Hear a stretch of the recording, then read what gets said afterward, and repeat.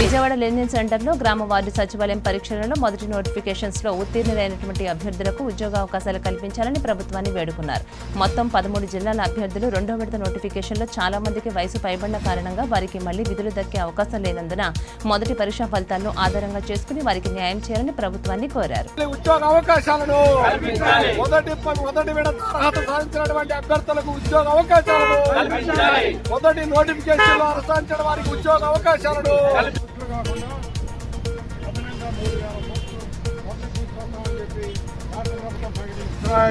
మళ్ళీ ఇంటర్వ్యూలకు వెళ్లాలంటే ఇందులో వయసు మీరిపోయేటువంటి అభ్యర్థులు ఉన్నారు. వాళ్ళందరూ కూడా నష్టపోతారు.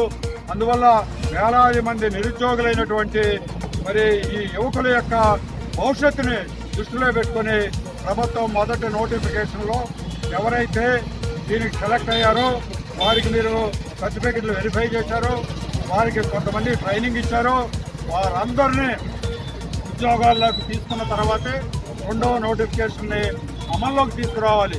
ఈ మధ్యకాలంలో కొంతమంది ఓసీకి చెందినటువంటి వాళ్ళు కూడా 0.0 మార్కులతో కూడా మరి ఇవాళ తక్కువ వచ్చినందుకు పాపానికి ఇవాళ వాళ్ళకు ఉద్యోగం తక్కువపోవడం చాలా బాధాకరమైన అంశం. ఇవాళ ఒకటే చెప్తున్నాం, ఈరోజు మా దగ్గరలో ఉన్నారు, ఆల్రెడీ వెరిఫికేషన్ కూడా జరిగింది, అర్హత సాధించారు.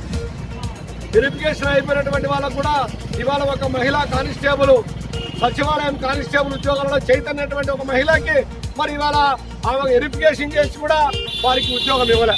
అదేవిధంగా ఇంకొక మహిళ ఇట్లా మొత్తం రాష్ట్రంలో అందరికి కూడా ఇవాళ ఈ అర్హత సాధించినటువంటి వాళ్ళందరికీ కూడా మరి ఉద్యోగాలు ఇవ్వకపోవడం అనేటువంటిది చాలా అన్యాయం. మేము ఒకటే చెప్తున్నాము,